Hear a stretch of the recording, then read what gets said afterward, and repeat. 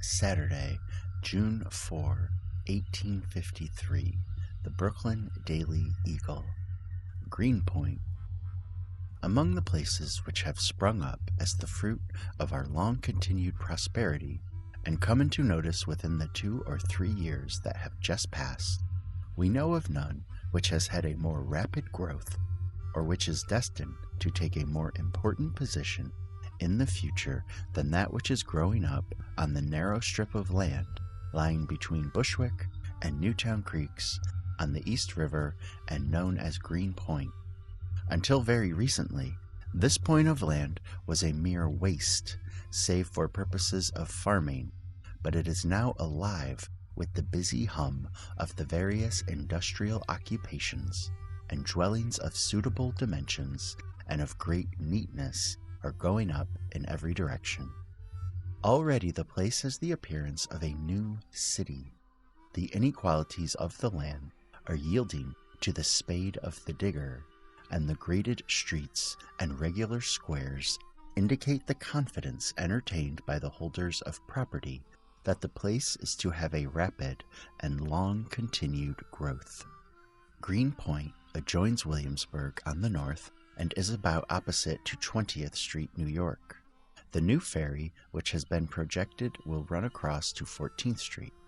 The ferry boats are built and the slips finished on the Long Island side, but some present obstruction prevents the ferry from going at once into operation. From this ferry to Flushing, a railroad is in the course of construction, which will add materially to the prosperity of the place and give it new importance. Newtown Creek, which stretches along the northern side of Greenpoint, is a navigable stream and gives a peculiar facility for business operations. Boats run at regular intervals from 23rd Street, New York, to the Catholic Cemetery 2 or 3 miles up this creek, and no better place for heavy mechanical operations can be found in the vicinity of New York. It will, however, require time to bring these splendid resources into practical operation, but at present, large shipbuilding operations are carried on at Greenpoint, and other heavy mechanical pursuits are springing up.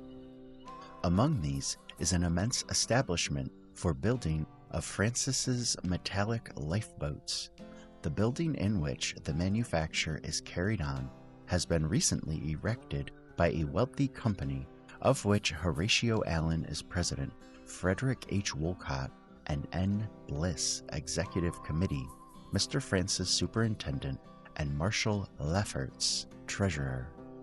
It is erected near the river with a splendid dockage and waterfront, and of the most solid mason work. It is 190 by 113 feet on the ground. Through the politeness of Mr. Bliss, we were recently permitted to look through this interesting establishment. It employs from 1 to 200 men and turns out 8 or 10 boats every day, from 10 to 50 feet in length. They are generally built of galvanized iron and without ribs or framework. A few of the best are, however, constructed of copper. The neatness, strength, and beauty of these boats are wonderful, and having air chambers at each end, their security is beyond price. So highly does government estimate their value that a law has been passed requiring all steam vessels to carry 1 or more of them, just as it enforces the carrying of anchors and water buckets. The law provides that every such vessel shall carry at least 1 lifeboat capable of containing 50 persons. If it is of 500 tons burden, it must have 3 such boats, if of 800 tons 4, and if of 1,500 tons or more 6. These boats must, of course, be duly furnished with oars and all necessary apparatus, and as they do not get out of order by laying in the sun, or by rotting, or by want of caulking, they are always ready for use. On the day that we visited the factory, there were 32 boats on which workmen were employed, in every state of forwardness, besides twice as many more in the room below, which are receiving the finishing touch of the painter. but large as the operations are, they are quite unequal to the demand. We understand from Mr. Bliss that these boats can be furnished for about the same price as an ordinary wooden structure, while they have a value for strength, durability, and security far beyond anything that has hitherto been used. Among the curiosities of the place is the lifeboat, to which Mr. Mallifert is indebted for the preservation of his life at the unfortunate explosion at Hurl Gate. The explosion took place under one end of the boat and shattered it to pieces, iron as it was, but the air chamber at the other end of the boat remained without injury and buoyed up the vessel. Mr. Mallifert and his companion were thrown into the water and went to the bottom, but they succeeded in reaching the floating part of the shattered boat, which bore them up till they were rescued. These heavy mechanical operations have given Greenpoint its sudden growth, and its favorable position as it regards New York, Williamsburg, Flushing, and the water privileges around it, must soon make it a place of still greater importance. The Sands Street line of stages, owned by Johnson and Hudson, run through Williamsburg to Greenpoint, and thence connect with an hour line to Ravenswood and Astoria. This line of stages is doing a very prosperous business, and has proved a wonderful convenience to the public.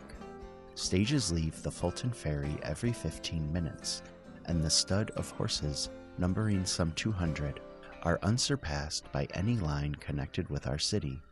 The stables are at Greenpoint, and of course add a considerable item to the business of a young and thriving place.